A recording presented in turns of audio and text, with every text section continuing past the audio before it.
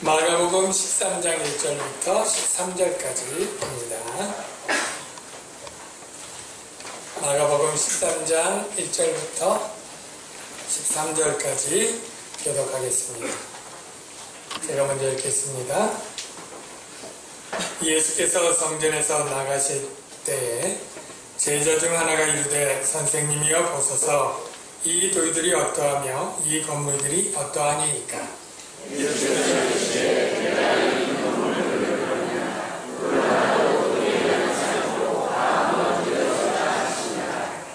예수께서 감람산에서 성전을 마주 대하여 앉으셨을 때에 베드로와 야고보와 요한과 안드레가 조용히 묻되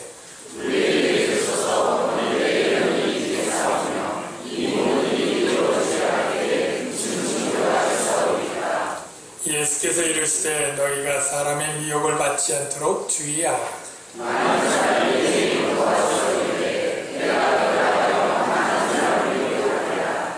난리와 난리의 소문을 들을 때 두려워하지 말라. 이런 일이 있어야 돼 아직 끝은 아니니라.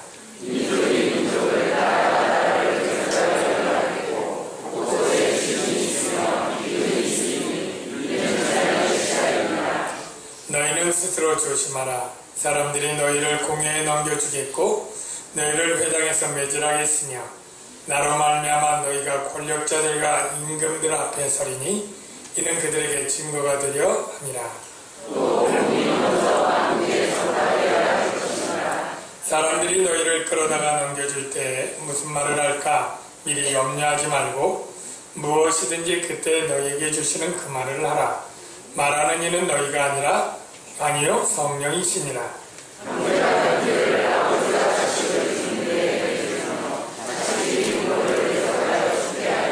다같이요. 너희가 내 이름으로 말미암아 모든 사람에게 미움을 받을 것이나 끝까지 견디는 자는 구원을 받으리라. 아멘. 네. 우리 좌우에 계신 분들한테 사랑합니다 라고 인사하겠습니다. 사랑합니다. 네, 사랑합니다. 네. 지금이 한참 휴가 피크철인데 그래도 우리 성도님들이 주일 예배를 성수하기 위해서 참 휴가 기간에도 이렇게 나오신 여러분들 또 감사와 칭찬을 드립니다. 하여간 부득이하게 또 휴가지를 가거나 외국을 가거나 이렇게 할 때 그곳에서 또 주일에는 예배를 드리고 이렇게 주일을 지키시길 바랍니다.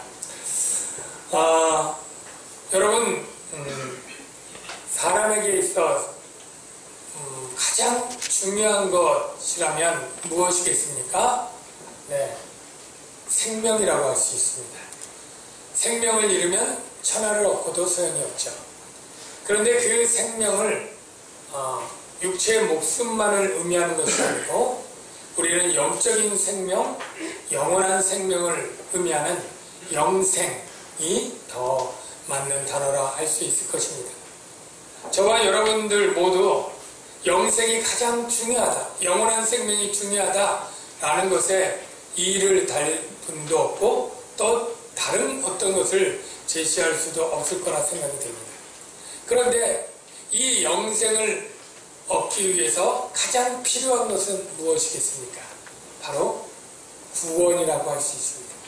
왜냐하면 우리 모두 죄를 짓고 죽음을 필연적으로 당할 수밖에 없는 자들이기 때문에 이 영원한 생명을 얻기 위해서 가장 필요한 것 바로 죄와 사망에서 구원받는 일이겠죠. 예. 그런데 이 구원을 받으려면 꼭 우리에게 있어야 되는 것이 있습니다. 무엇일까요? 바로 믿음입니다. 예. 믿음이 있는 자만 바로 구원을 얻고 영원한 생명을 얻습니다. 믿습니까? 네. 오늘 말씀은 마지막 때에 우리 그리스도인들이 영적 싸움을 싸운다면 무엇을 싸우는 것입니까? 믿음을 지켜내는 것이죠. 예. 믿음이 이기네 이 찬양을 우리가 불렀는데 믿음을 가진 자가 승리한 자요 믿음을 잃은 자는 패배한 자가 될 것입니다. 오늘 말씀을 통해서 저와 여러분의 믿음이 참으로 귀한 것으로 느껴지고 그 믿음을 소중하게 여길 뿐 아니라 그 믿음을 강하게 아름답게 가꾸도록 하는 노력들이 함께 도전되어지고 다짐되어지기를 주의 이름으로 축원합니다. 오늘 본문의 배경은 바로 예수님이 공생의 주간 화요일, 아직 화요일 성전에서 이제 마칠 때입니다. 예수님이 공생애가 몇 년도에 마칩니까? 주 30년. 그러니까 정확하게 말하면 주 30년 6월절이 있는 3, 4월 봄의 성전의 화요일 이 저녁 때입니다. 제자 중에 하나가 예수님에게 질문을 던졌습니다. 그 질문의 내용은 1절에 있죠. 선생님이여 보소서 이 돌들이 어떠하며 이 건물들이 어떠하니까. 성전에 있는 돌들과 성전에는 성전뿐 아니라 부속 건물들이 많이 있죠. 행각도 있고 창고도 있고 여러 가지들이 있습니다. 그것들은 첫째 크기가 다 컸습니다. 다 컸습니다. 웅장했죠. 두 번째 굉장히 화려했습니다. 금과 수많은 보석들이 수를 새겨 놓았으니까요. 그리고 굉장히 거룩한 곳이었습니다. 이 건물들에 대해서 예수님의 평가를 기대하는 마음으로 질문을 했습니다. 여러분이 성전 사진을 보셨겠지만 우리는 자꾸 잊어버리니까 한번 다시 보도록 하겠습니다. 자막에 성전 사진 한번 보여줄까요? 네, 조금 찌부러진 것 같은데요. 좌우가 가운데 성전이 있고 또 크게 게 바로 성소이죠. 그리고 옆에 큰 뜰이 있죠. 그리고 사방에 이렇게 있는 게 행각입니다. 왼쪽에 붉은 행각은 왕의 행각이라고 해서 굉장히 크고 화려하고요. 디귿자로 거꾸로 디귿자로 있는 것은 솔로몬의 행각. 여기서 주로 사람들이 모이고 가르치는 것이고요. 그리고 가운데 있는 뜰이 지금 봐서는 별로 커 보이지 않아요. 예, 축구장 한두 개 정도 되는데 제가 지난번에 얘기했죠. 이 뜰의 크기가 축구장 20개에서 23개 크기다. 큰 축구장으로 20개, 조금 작은 거로 23개. 그러니 굉장히 크다는 것을 알 수 있겠죠. 다음 사진 볼까요? 네, 그 내부에 이 여인의 뜰, 헌금함이 있었던 여인의 뜰에서 이스라엘 뜰로 넘어가는 문입니다. 가운데 문. 그 문이 굉장히 화려하죠. 금으로 되어 있고 그 뒤에가 성소로 들어가는 문이에요. 다 금으로 되어 있죠. 굉장히 화려하고 고급집니다. 그 다음에요. 네, 좀 멀리서 본 거예요. 조금 그 밑에 작은 건물들에 비하면 굉장히 큰 것을 볼 수가 있죠. 이게 산꼭대기에 지어진 것입니다. 870m 이상 성전산 시온산 위에 세워진 성전입니다. 마지막 사진 보면 저게 바로 성전의 동쪽 문이에요. 이 제자들이 지금 동쪽 문으로 해서 기드론 골짜기로 해서 감람산에 갑니다. 그래서 여기쯤에서 요 성전의 동쪽에서 이렇게 서쪽을 바라보면서 지금 질문을 하는 거예요. 이 돌들이 어떻고 이 건물이 어떻습니까? 라고 할 때 2절 예수님이 이렇게 대답을 하시는 거죠. 같이 읽어볼까요? 시작. 예수께서 이르시되 내가 이 큰 건물들을 보느냐? 돌 하나도 돌 위에 남지 않고 다 무너뜨려지리라. 돌 위에 돌 하나도 남지 않고 아주 철저하게 파괴된다는 뜻을 의미하겠죠. 다 이렇게 무너지게 된다라고 얘기를 합니다. 여러분, 성전이 왜 무너져야 될까요? 라고 질문하면 두 가지 방향으로 대답을 할 수 있는데, 하나는 성전이 이미 기능을 다했기 때문에 라고 말할 수 있습니다. 성전은 우리가 지난번 설교에서 보면 열매 없는 무화과나무로 비유되기도 하고 제때 포도원 소출을 내지 않는 그런 포도원으로 비유가 됩니다. 예. 성전에는 제사도 있고 제물도 있고 제사장도 있지만 성전의 기능이 무엇입니까? 죄사함의 기도가 올려지고 제사함을 받아야 되는 게 성전의 기능인데, 이미 타락하고 강도의 소굴이 된 이 성전에 죄사함도 없고 하나님도 안 계신 거예요. 하나님의 임재가 떠나고 하나님의 영광이 사라진 이 성전은 아무리 건물이 크고 화려하다 한들 이미 거룩한 성전이 아니고 돌이요 금이요 물질일 뿐인 것이죠. 네. 바로 열매 없는 무화과 나무처럼 뿌리채 마른 것처럼 이 성전은 기능을 상실했기 때문에 사라져야 되고 없어져야 되는 그러한 껍데기에 불과한 것입니다. 또 하나 의미로 보면 바로 참성전이 왔기 때문에 모형되고 예표된 그림자인 성전은 사라져야 맞는 것이죠. 예수님이 오셔서 이런 말을 했습니다. 이 성전을 헐라 내가 사흘 만에 일으키리라. 그럴 때 사람들은 어리둥절했죠. 예수님은 바로 하나님의 영이 거하신 그 몸이 바로 성전이었다라고 말하는 것이에요. 예수님 자신이 성전일 뿐 아니라 예수님은 자신을 믿음으로 자신 안에 들어온 모든 성도들을 성전으로 만드시는 분이기도 했습니다. 성전일 뿐 아니라 믿는 자들을 성전 삼아 주시는 분. 어떻게 해요?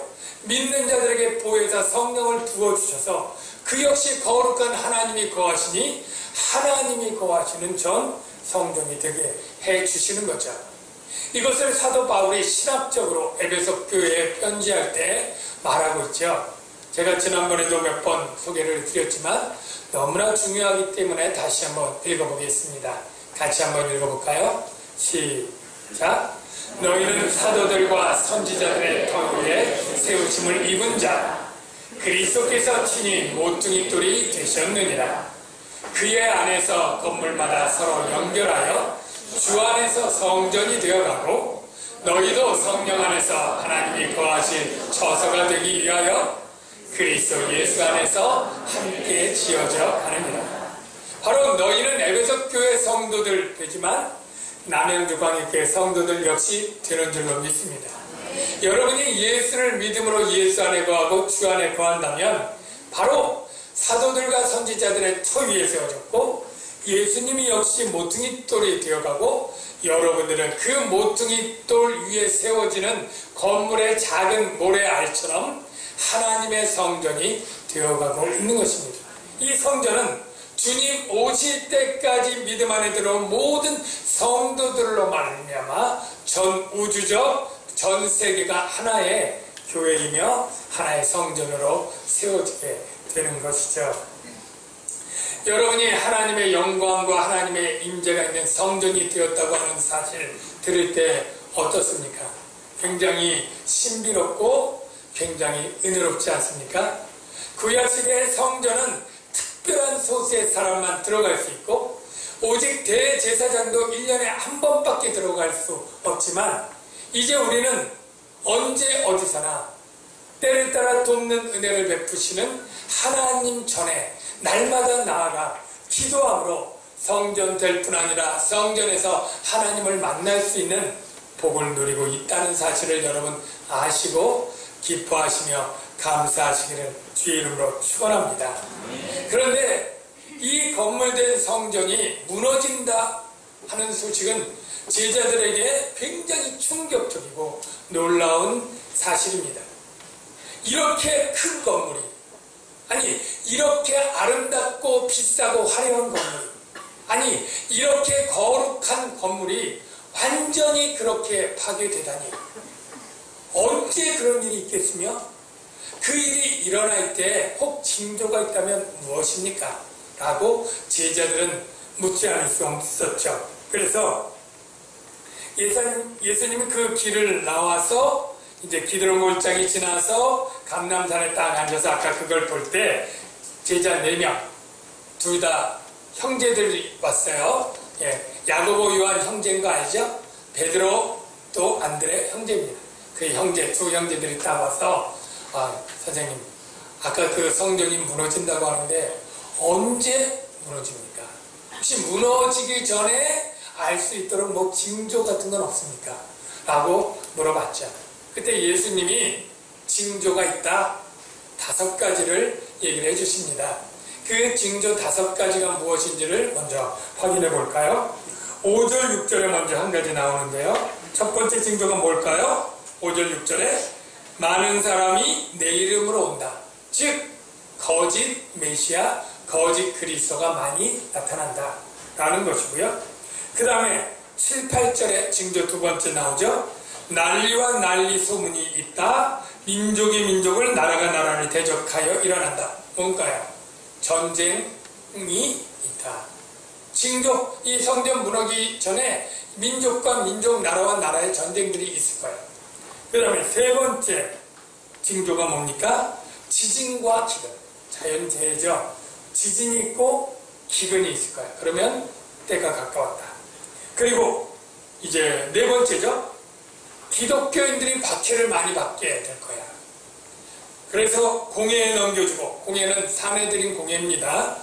회당에 매제당한다. 회당은 오늘날 교회당처럼 세계 곳곳에 유대인들의 예배 처소입니다.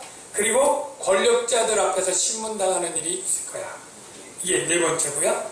마지막 징조, 복음이 먼저 만국에 전파되어야 될 것이다. 여기 만국은 지금 200 몇십 개의 나라 전체를 얘기하는 게 아닙니다. 이 당시에 만국하면 로마 제국이 엄청난 제국이잖아요. 이 로마 제국의 수많은 민족들과 나라가 하나가 된 거잖아요. 그러니까 이 로마 제국 내 모든 민족과 모든 나라의 복음이 다 전파될 거다. 이 5가지의 징조가 이루어지면 성경 무너진다. 이렇게 이야기를 한 거죠. 여러분, 이 징조가 정말 다 이루어졌을까요? 안 이루어졌을까요? 확인을 안 해봤지만 이루어졌겠죠. 예수님의 말씀이니까. 그래서 확인을 조금 하도록 하겠습니다. 먼저 거짓 메시아가 등장했는가? 네. 성전이 무너진 건 70년이고요.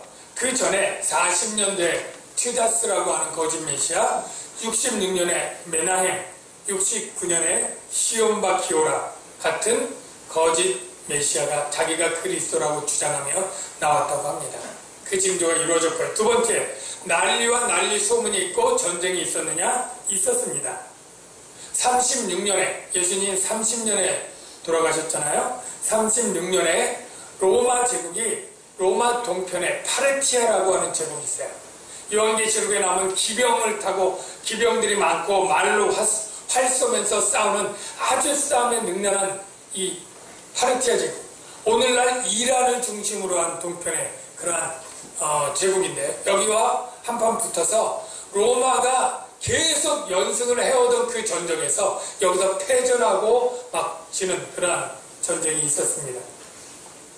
그리고 37년에는 헤롯 안티파스하고 그 남쪽에 나바티아 왕국이 있어요. 나바티아, 거기 아레타스 왕과 전쟁이 있었고요. 66년에는 바로 유대 로마의 전쟁이 있었습니다. 이 징조도 역시 이루어졌고요. 세 번째, 지진과 기근. 61년에 라오디게아 지진이 있었고, 62년에 여러분 잘 아는 폼페이 지진이 있었고, 67년에 예루살렘 지진이 있었고요. 기근, 46년에 유대 전역에 큰 기근이 있었다고 합니다. 세 번째 징조도 이루어졌습니다. 네 번째, 믿는 사람들이 고난과 핍박을 당하는 것. 그것은 우리가 사도행전을 통해 너무나 잘 알죠. 예수님 돌아가신 이후에 큰 박해가 일어나서 사울을 통해 체포당하고 고문당하고, 그리고 사도들은 공회에 끌려가고 회당에서 매맞고, 또 바울은 총독 앞에 서서 신문당하고 옥고를 치르고 여러 가지 위험들을 당하는 일들이 많이 있잖아요. 특히 64년 바로 성전 무너지기 전에 네로 황제가 대박해를 일으켜서 많은 기독교인들을 짐승의 밥으로, 화형으로 그렇게 죽이는 끔찍한 일이 일어날 때 서로 고문을 하면서 할 수 없이 형제를 내어주고 가족 간에도 이렇게 고소하게 되고 하는 그러한 일들이 일어나죠. 그럼에도 불구하고 이 성전 무너지기 전에 이 로마 제국 전역의 복음이 다 전파되죠. 사도 바울이 이 로마 제국을 다 돌고 나중에 로마도 볼 뿐 아니라 로마에서 서바나, 스페인으로 가서 돌아오면서 그 땅끝까지 복음을 다 전하는 일이 그대로 이루어지는 것을 볼 수 있습니다. 징조 5가지가 역사적으로 살펴보면 다 이루어졌다. 그러면 마지막 유대 성전이 무너진다고 하는 이유는 물론 역사적으로 70년에 무너지게 되죠.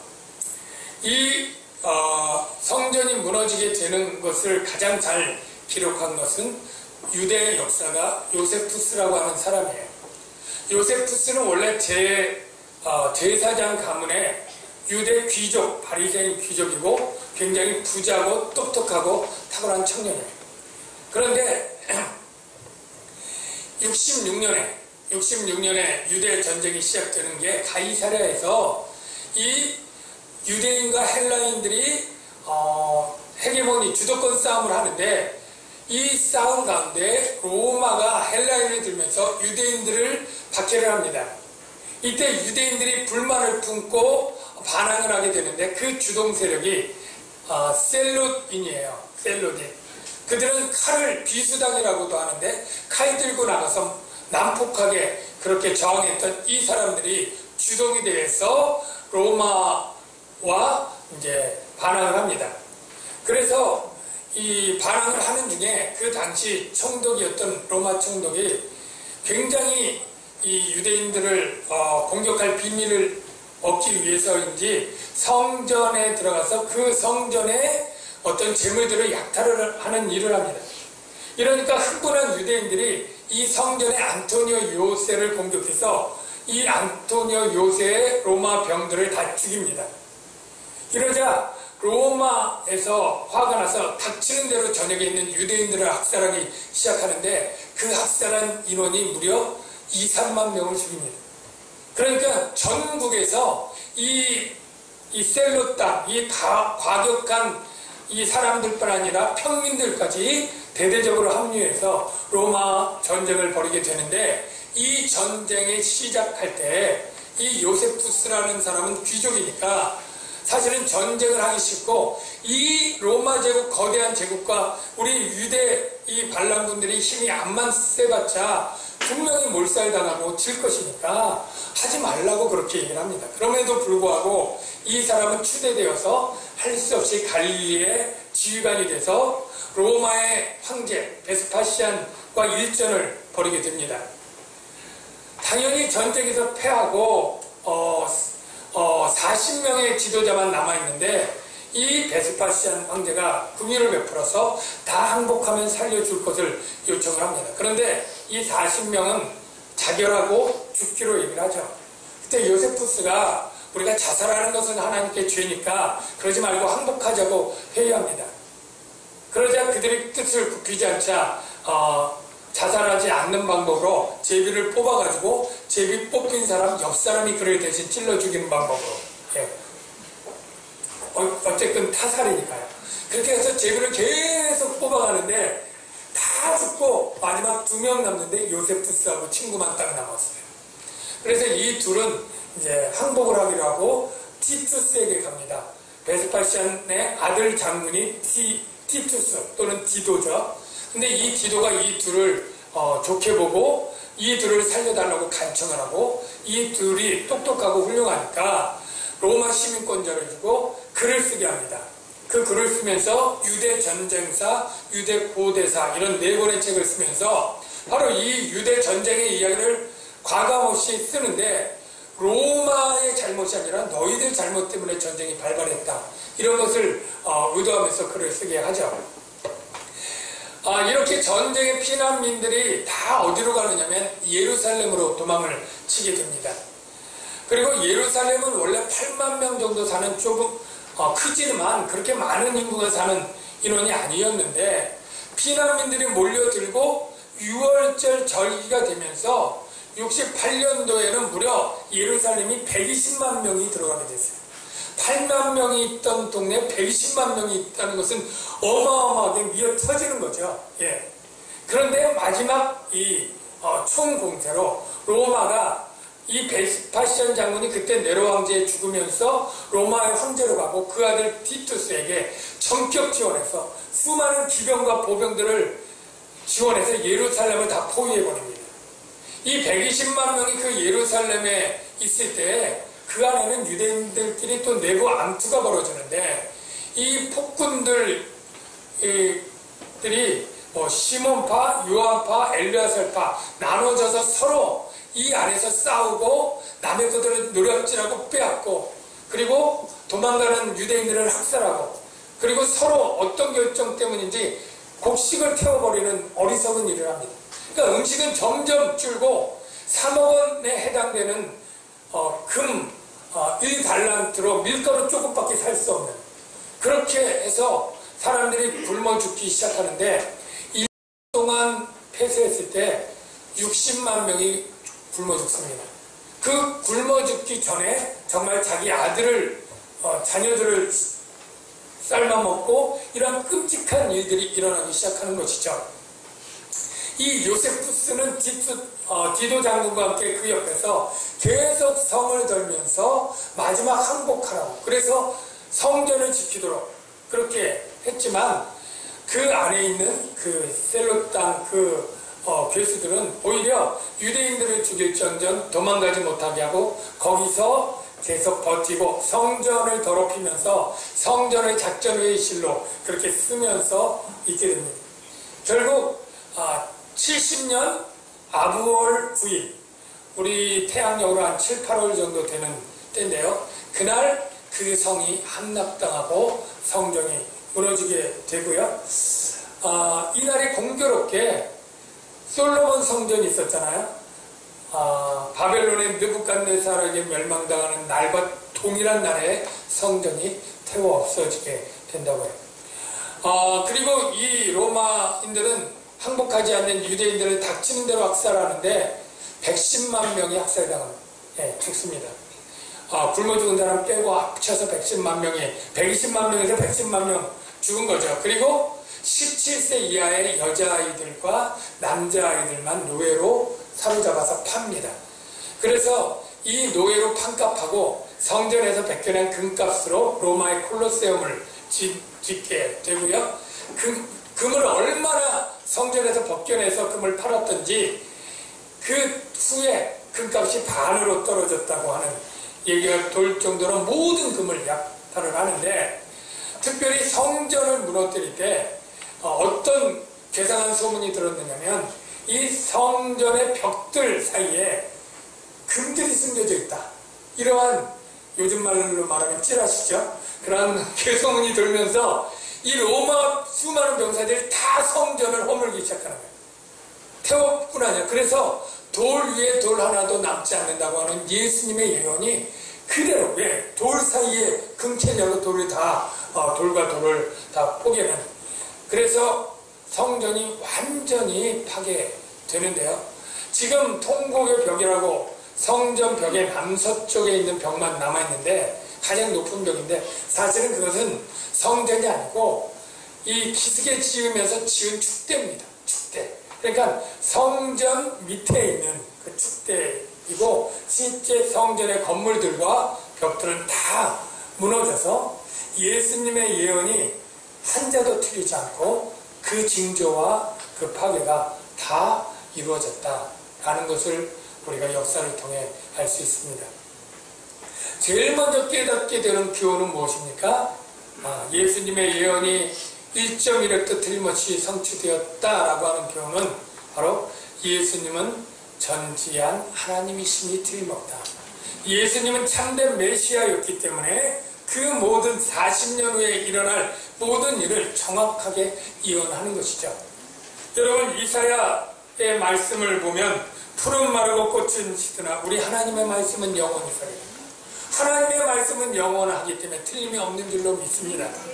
하나님은 사람이 아니시니 거짓말을 하지 아니하시고 인생이 아니시니 후회가 없으시도다. 어찌 그 말씀하신 바를 행하지 않으시며 하신 말씀을 실행치 않으시랴. 바로 예수님은 하나님이시기 때문에 바로 그 모든 말씀이 이루어졌다라는 것을 우리는 알 수 있고요.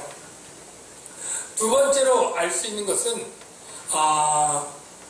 이 징조 가운데 만국의 복음을 전할 때 많은 그리스도인들이 신문을 당하고 박해를 당하는 일이 있다라는 것을 우리에게 말해주는데, 이 신문을 당하고 박해를 당할 때 예를 들어 바울도 벨릭스 총독, 베스도 총독, 아그리파 왕 이런 왕에게 신문을 당하면서 복음을 전하지 않습니까? 복음을 전할 때 그들이 믿었습니까? 예, 믿지 않았어요. 그러면 그게 무슨 의미가 있을까라고 궁금할 수 있잖아요. 그런데 예수님이 그에 대한 해답을 9절에 이렇게 말합니다. 너희는 스스로 조심하라. 사람들이 너희를 공회에 넘겨주겠고 너희를 회당에서 매질하겠으며 나로 말미암아 너희가 권력자들과 임금들 앞에 서리니 이는 그들에게 증거가 되려 합니다. 이렇게 그들에게 신문을 당하면서 복음을 전할 때 이 복음을 전하는 증거가 될 뿐 아니라 그들이 안 믿어도 하나의 증거로 가치가 있다라는 의미입니다. 무슨 말이냐면, 여러분 전도 해보셨죠? 예. 안 해보신 분들이 또 많아가지고 대답하면, 전도할 때 어떤 생각을 합니까? 전도해서 그분이 예수 믿고 교회에 나오는 경우가 굉장히 드물잖아요. 대부분은 전도했지만 그가 안 믿고 받아들이지 않잖아요. 전도지 돌려받죠. 그걸 받고 믿는 사람은 극소수고 대부분은 받고 버리잖아요. 그럴 때 우리가 어떻게 낙심하기 쉬우냐면, 내가 암만 전도해도 소용이 없었어. 내가 전도한 말과 이 모든 정성들이 헛수고가 됐어. 나는 참 낙심돼서 전도 안 할 거야. 이렇게 하시는 분들이 있더라고요. 여러분, 어떻게 보면 위로의 소식이고 희소식인데, 여러분이 전도하면 그 사람이 믿든지 아니 믿든지 여러분의 전도에서는 사라지지 않습니다. 여러분은 전도한 것이 됩니다. 왜냐하면요, 그가 예수를 믿었으면 물론 전도의 상이 되는데, 믿지 않았어도 여러분은 전도한 것으로 순종한 것이고 상이 있습니다. 왜요? 그게 가치가 있습니다. 가치가 있는지 어떻게 하느냐면 예수님이 제자들에게 해주신 말 속에 찾을 수 있는데요. 여러분, 예수님이 제자들을 전도자로 보낼 때 이런 말씀을 누가복음 9장 5절에 한 적이 있어요. 볼까요? 누구든지 너희를 영접하지 않거든. 전도자를 보냈어요. 근데 영접하지 않아요. 그 성에서 떠날 때 어떻게 하라고요? 너희 말에서 먼지를 떨어버려 그들에게 증거를 삼으라 하시니. 이게 뭔 증거를 삼으라 하는지 궁금하죠? 여러분, 마지막 심판 때 예수님이 믿지 않는 자들에게 이렇게 할 것입니다. 너는 왜 내가 보낸 구원자 예수 그리스도를 믿지 않았느냐? 라고 할 때 그들 중에 어떤 이들은 이렇게 변명할 거예요. 제가 믿으려고 했죠. 그런데 제게 아무도 예수님을 전해주거나 복음을 전해준 자가 없습니다. 라고 발뺌을 하거나 핑계를 댈 수 있죠. 그때 예수님이 말할 거예요. 여기 증거가 있다. 바로 내가 너를 위해서 보낸 전도자들이 떨어버린 먼지가 증거가 됩니다. 예. 무슨 과학수사 같죠? 예. 여러분들이 복음을 전하고 한 것들이 사라지는 것이 아니라 그들이 복음을 듣고도 예수님을 보고도 믿지 않은 그 죄가 바로 명백해지고 그가 심판의 근거가 된다는 것이죠. 요한복음 15장 20절에 그와 비슷한 설명을 또 하나 보면요, 예수님이 이렇게 말씀하시죠. 사람들이 나를 박해하였은즉 너희도 박해할 것이요 이는 나를 보내신 이를 알지 못합니다. 내가 와서 그들에게 말하지 아니하였더라면 죄가 없으려냐. 예수님이 안 왔다면 죄가 없겠지만 지금은 그 죄를 핑계할 수 없느니라. 왜요? 예수님이 왔고 말했기 때문에. 예. 저희들은 예수님의 이름을 가지고 대신 그들에게 갖고 복음을 전한 거예요. 그들이 안 믿었다면 그 죄를 핑계할 수 없게 되는 것이죠.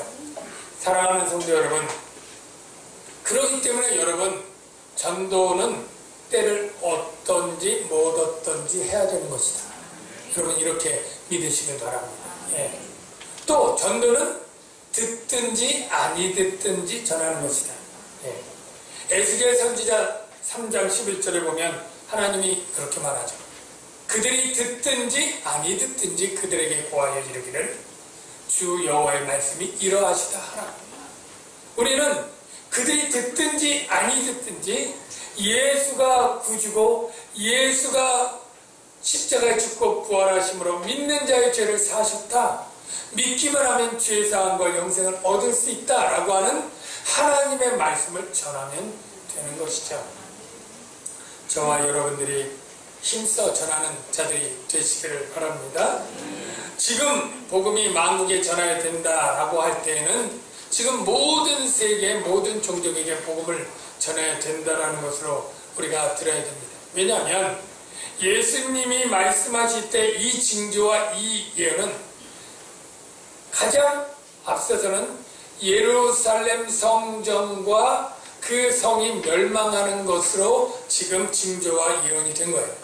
그런데 마태복음의 질문을 보면 이 징조와 이 예언이 주 70년에 끝나는 것이 아닌 것을 알 수 있어요. 왜냐하면 이 마태는 뭐라고 질문을 하느냐면 주의 임하심과 세상 끝의 징조가 무엇입니까? 라고 물어요.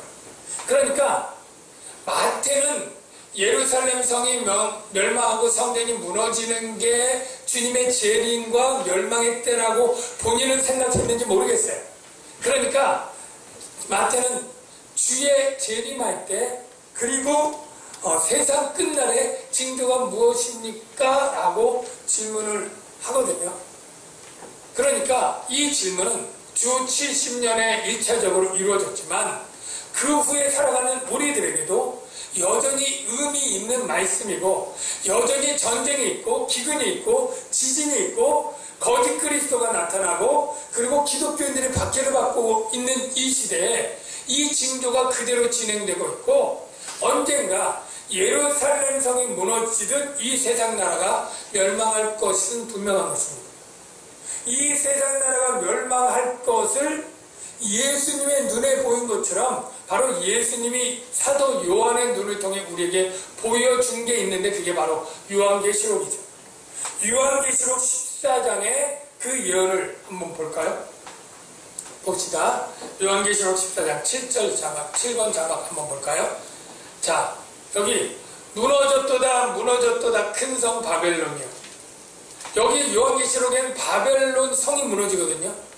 여러분 이 바벨론 성이 무엇을 상징한다고 제가 전에 말씀을 드렸죠?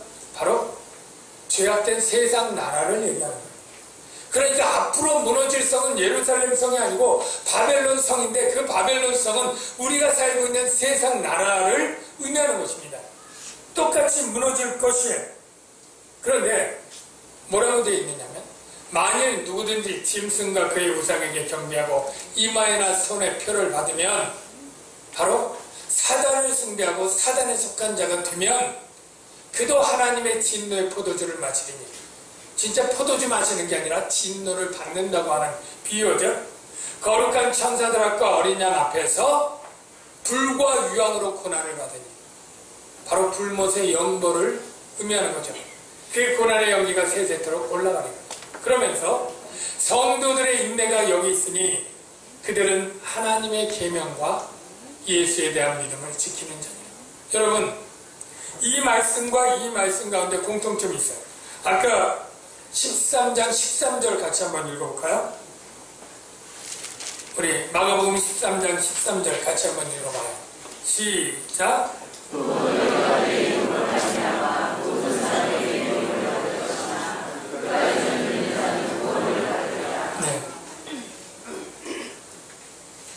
그리스도인들이 예수님 이름 때문에 미움을 받습니다. 박해를 받습니다. 그리고 미혹을 당합니다. 이때 끝까지 견디라. 끝은 어디 끝일까요? 세상 끝. 내가 살다가 세상 끝이 먼저면 세상 끝이지만 세상 끝이 나중에 오면 내 인생의 끝이겠죠. 내가 죽을 때까지 믿음을 지키는 것이죠. 견뎌내는 것이죠. 여러분 바로 영적 싸움을 싸우는 것은 무엇이냐면 사단은 우리에게 이 보배롭고 귀한 믿음, 구원을 주고 영원한 생명을 주는 이 믿음을 알기 때문에 이 믿음을 빼앗으려고 합니다. 그 빼앗는 방법이 박해와 폭력이죠. 지금도 북한과 중동 지역에 이 믿음 때문에 박해를 받고 순교당하는 이들이 있고, 모슬렘으로 개종하지 않으면 죽이는 그러한 일들이 있을 때 믿음을 버리게 하는 일들이 있고요. 오늘날 우리들은요, 수많은 거짓된 미혹 선지자들과 이단과 사이비들이 얼마나 많습니까? 거기다가 세상에서는 돈이 제일이고 쾌락이 제일이고 인생 뭐 있어? 즐기다 사는 거지 라고 하면서 우리가 쾌락과 돈과 이러한 것들을 위해서 믿음을 버리게 하는 거죠. 그래서 우리는 믿음을 빼앗기거나 믿음을 잃어버리거나 믿음을 가치없어 버리도록 하는 이 세상 가운데서 죽을 때까지 믿음을 지켜내는 것, 이게 바로 우리의 영적 싸움인 것입니다. 마찬가지로 요한계시록은 그렇게 말하는 거예요. 성도들의 인내가 여기 있으니 그들이 하나님의 계명과 예수에 대한 믿음을 지키는 자니라. 여러분, 여러분이 가진 믿음을 소중하게 여기시고 귀하게 여기시고 그 믿음을 지켜내는 분들이 되시길 바랍니다. 믿음을 중요하지 않게 생각하는 분들이 없어야 돼요. 내가 가진 믿음이 얼마나 귀한 것이라는 걸 여러분이 느껴야 됩니다. 그리고 그 믿음을 여러분이 가꾸고 그리고 깎아내고 예쁘게 만들고 그리고 튼튼하고 강하게 만들어야 돼요. 흔들리지 않게 만들어야 되고 성장시켜야 돼요. 어떻게 해야 될까요? 믿음은 들음에서 납니다. 들음은 하나님의 말씀으로 말미암습니다. 여러분들이 여러분의 믿음이 중요하다고 믿습니까? 그렇다면 세상의 일에 분주하던 것을 좀 시간을 떼서 여러분의 믿음을 가꾸고 여러분의 믿음을 성장하고 연단시키는 데 투자하셔야 돼요. 이제 가을부터 성경 공부관이 시작되죠? 여러분이 말씀 공부를 하시고 여러분들이 훈련해서 여러분의 믿음이 굳건하고 소중한 믿음, 더 아름답고 더 강하고 더 커지고 더 성장하게 그렇게 만드는 분들이 되시기를 주의 이름으로 축원합니다. 이 시간에 나 무엇과도 주님을 바꾸지 않아도 이 찬양을 하는데요. 여러분, 이 세상에 귀한 것들이 많지만 바로 영적인 것, 믿음보다 귀한 것은 없습니다.